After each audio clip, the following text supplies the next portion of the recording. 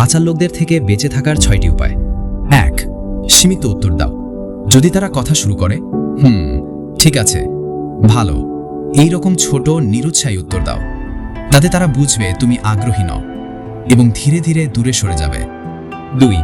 ব্যস্ত থাকার ভান করো।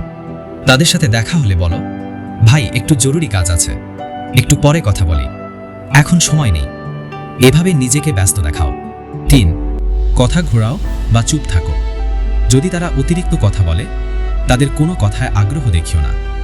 বেশিরভাগ সময় চুপ থাকো বা প্রসঙ্গ পাল্টে দাও। 4. নির্দিষ্ট দূরত্ব রাখো। সোশ্যাল মিডিয়া বা ফোনে ঘন ঘন যোগাযোগ না রাখো।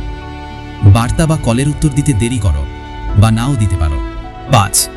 সরাসরি কিন্তু ভদ্রভাবে বলো, ভাই আমি একটু শান্তিতে থাকতে চাই, বেশি কথা মাথায় নিতে পারি না, আশা করি ভুল বুঝবে না।